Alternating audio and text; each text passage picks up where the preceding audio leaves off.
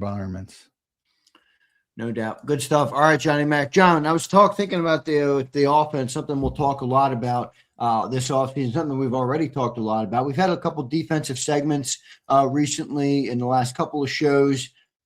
What do you think, John, the right number of, and maybe this is a tough metric to gauge because you have to look at game personality and things of that nature, but just, trying to be as objective or zoomed out a little bit, if you will, about it.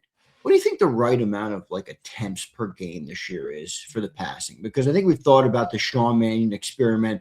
We've talked, the buzzword has been West Coast, which I don't even think is going to apply, but it's what people have used. It's what I've used. It's what we've talked about.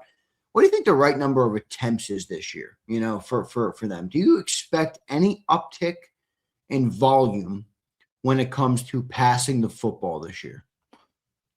Not as well compared to 2 seasons ago, and it's got to be higher than that. I would think from last season, no, right around the same. Just want more efficiency. Would you push back on me if I said I'm not as interested in efficiency anymore? I'm interested in effectiveness. And if you can throw the ball, efficiency and effectiveness. Is it the same thing? I just feel like, sometimes people pull the 70% completion from a couple of years ago and like, well, it was efficient. And I'm like, yeah, but it's not effective. It's not making teams play you differently defensively. And that's what I mean when I say effective. Well, I need defenses to have to respect the pass game enough where they're not going to, almost act like it doesn't exist to some degree. Yeah, I mean, that comes with forcing them out of it. Because I can tell you week 1, I mean, they're going to, whomever they play is going to start with the same mentality as last year, which is we're going to stop the run game and we're going to force Jalen Hurts to beat us. We're going to force him to throw over the middle of the field. We're going to try to keep him, flush him left. We're going to try if it does get loose, you want to pin him, keep him in the cage inside, force him to throw the football from inside the pocket. All the same kind of stuff. And the only way you get out of that is to force them out of that. Now for the Eagles, the success comes from, again, first down. If you turn third to manageable, that's where it becomes very difficult to stop the Eagles, at least in the past, because you have the extra +1 of Jalen Hurts. And, like I brought up the 4 hitch routes, and it's not effective. It's not designed to be effective. You're creating space for the quarterback on third and medium. I think it was 3rd and 4. And you just wall off the 2 interior defensive players and he walks for a first down. Because what do you do as a defense? You got to respect guys running hitch routes because it's an easy pitch and catch. If you're not, and if you respect it, it creates the spacing to where the quarterback can just go. Right. And that's where the Eagles were effective. Very simple, but that doesn't work if it's 3rd and 10 or even worse, 3rd and 11, 3rd and 12, because then guys can rally.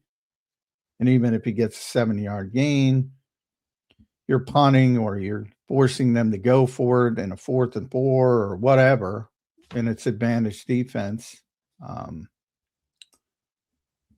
So, I mean, that's why, and that comes from the Eagles, but more than me, but it's about fixing first down more than anything else, which was just really, really bad last season. But have they done the net, personnel-wise, have they done anything to address that? Not really, right? It feels like all the personnel moves they've made is to address everything else. Now it's easier said than done, right? I mean, you can't really change out offensive linemen who are making $20+ million. I understand that. But have they done anything to address specifically that this summer, or is it stem cells in Medellin as we go back to that, as we revert back to stem cells? My stem cells. Yeah, I mean, well, that's where the efficiency and the execution comes in, which people don't like, you know. But like that I always go back. That Stoutland thing is hilarious to me because people just saw what they wanted to see. You know, the ultimate GPS quote. When I see Stout, I'm going to say that, man. To the point, Jason Kelsey had to come back on and explain what he was trying to say. You know,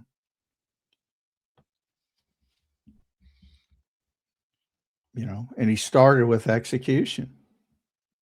Boring, but people don't like it. They want to blame. They want to blame. So, if you're a fan, you say, well, they're going to be fine because Kevin's not here and Sean's great. Well, Sean ain't going to be great if the guys don't block. I can tell you that. Yeah. And neither is Jalen or Saquon. So, nope.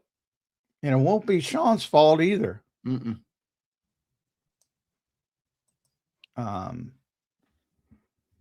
So I mean, and part of it and why I said I don't care who they would have hired, I would project them to be at least a little bit better offensively because I think a bunch of guys had bad seasons and will be very focused on improving their level of play to bounce back.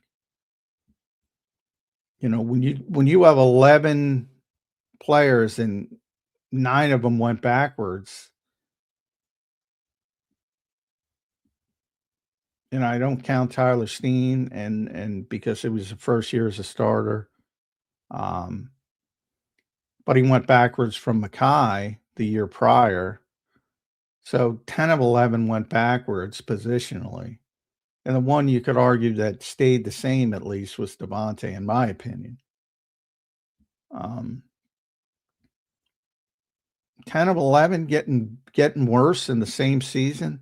That doesn't happen too often. That's what turns in. And what's crazy is they still won 11 games. So, that's my whole thought process of this is broke, this is broke, this is broke. If Landon and Cam, just those 2 players, that's it. Even if you lose Lane Johnson, Yeah, right, for half a season, just those 2 players, if they're healthy playing at their typical level, you're winning 13, 14 games. Well, but even John, even with that being said, it's a very good point by you because I think it emphasizes and highlights, where expectations have gone in the city of brotherly love, not only with the fan base but with inside the organization. But when I think about what you just said, don't you still want to improve the passing game? Like even if you would have won 12, 13 games, don't you still look and say, all right, we have to evolve this part because eventually it's going to bite us. So you're right. Hey, maybe if the offensive lineman blocked last year, they win 12, 13 ball games. Maybe they win the first playoff game and go to game 2. But don't you still come out of that saying, okay, the offseason goal is still going to revolve around making that area of our football team better. Like Nick used to say, you don't want to be bottom 5 in anything. Well, they were bottom 7 last year. So how do you bridge that also with, well, they're still a great winning football team, even with all the problems they had last year? Yeah, I say it all the time. I have no problem trying to get better. Yeah, you should always be trying to get better. Always. That's every player, every position, every year, no matter the expectations. And obviously you've seen, you got a large sample size of Jalen Hurts now, which leads me to 2 things. One, he's not changing a lot, which I think is silly to expect. And 2, you've seen inside that 5-year span, you've seen a higher level and a lower level. So the range, they can get better in the passing game. Will they ever be super high volume? No. I think you've seen that in the sample size as well.